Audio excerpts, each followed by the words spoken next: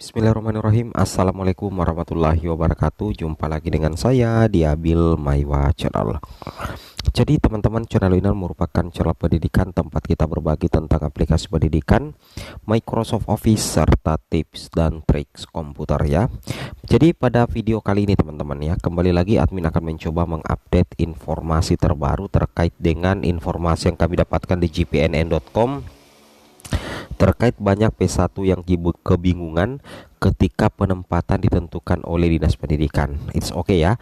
Nah, penempatan untuk P1 bukan hanya P1 sebenarnya teman-teman ya, P2 juga, kemudian P3 itu ditentukan oleh Dinas Pendidikan karena memang sebelumnya sudah ada mandat dari Panselnas kepada Dinas Pendidikan terkait dengan redistribusi penempatan guru honorer setelah lulus menjadi ASN P3K ya, khususnya di P3K Guru 2023 teman-teman ya, seperti itu.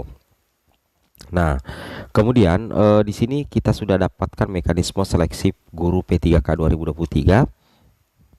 Di sini kita bisa lihat teman-teman ya, terkait dengan sebaran sisa 62.000 guru passing grade ya, PG 2021 per provinsi. Jadi teman-teman bisa cek di sini daerahnya.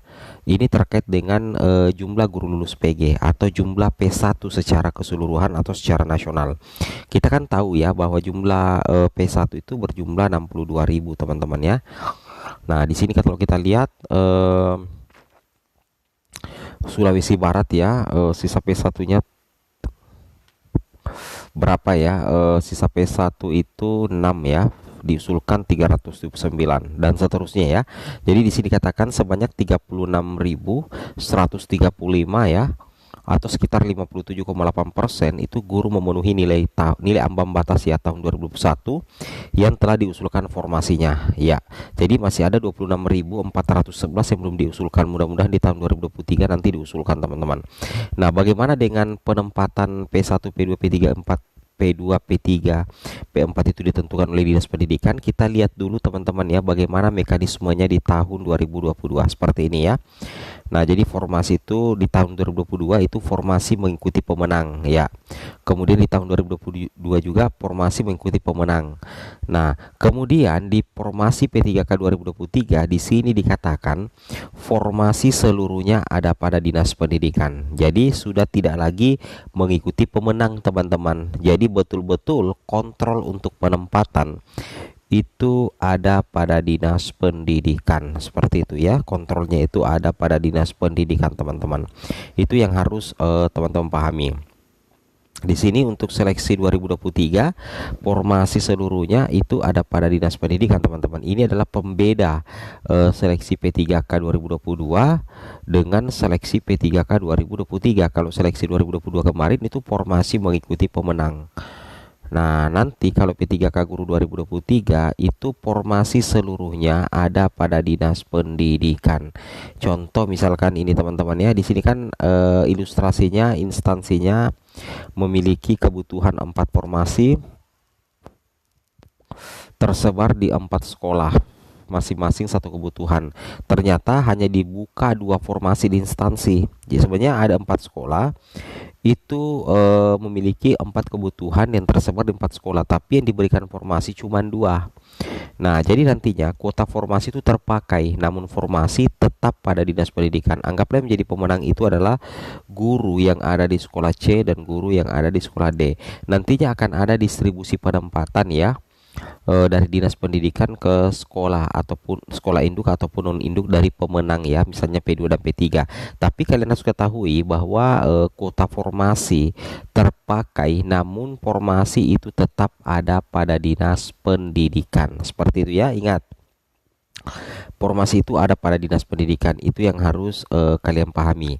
Nah, di sini kalau kita perhatikan untuk mekanisme penempatan guru PG tahun 2021, individu itu nanti ya teman-teman ditempatkan di tempat tugasnya masing-masing sepanjang kebutuhan tersedia. Apabila tidak terdapat kebutuhan di tempat tugasnya, maka akan ditempatkan pada satuan pendidikan yang membutuhkan. Nah, dan di sini nantinya akan berlaku prioritas penempatan. Itu dilakukan berdasarkan urutan kategori, mulai dari THK 2, guru honorer negeri, lulusan PPG, dan juga honorer swasta teman-teman ya.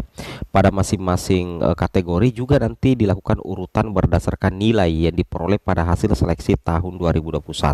Itu untuk lulus PG. Mekanisme penempatannya, bagaimana mekanisme seleksi menggunakan CAT? Nah, ini dia teman-teman. Nantinya di poin ketiga juga dikatakan individu ditempatkan di tempat tugas masing-masing, yaitu di sekolah induk ya, sepanjang memang kebutuhan tersedia. Yang menempatkan itu adalah dinas pendidikan ya. Itu yang harus kalian ketahui, yang menempatkan itu adalah dinas pendidikan. Apabila tidak terdapat kebutuhan di tempat tugasnya, maka akan ditempatkan pada satuan pendidikan yang membutuhkan. Seperti itu ya, sesuai dengan informasi yang sesuai yang kita bahas teman-teman ya. Di sini memang jelas diposting di gpnn.com. Di sini dikatakan P1 bingung dengan mekanisme penempatan P3K 2023. Bahkan di sini dikatakan guru induk apakah masih berlaku. Ya, di sini dikatakan guru prioritas 1 ya teman-teman, atau P1 atau lulus PG 2021 tetapi belum mendapatkan formasi, kebingungan dengan mekanisme penempatannya. Mereka mempertanyakan apakah ditempatkan oleh dinas pendidikan atau berdasar sekolah induk. Nah, kan kita sudah bahas ya. Di sini sudah terjawab sebenarnya bahwasanya meskipun penempatan itu dilakukan oleh dinas pendidikan, tapi sudah sangat jelas di sini teman-teman ya. Sudah sangat jelas di sini dikatakan bahwa di poin ketiga individu ditempatkan di tempat tugas masing-masing sepanjang kebutuhan tersedia. Nanti ditempatkan di sekolah lain kalau memang sudah tidak ada kebutuhan di sekolah induk dan masih ada sekolah lain yang membutuhkan guru. Saya rasakan seperti itu logikanya teman-teman ya. Oke.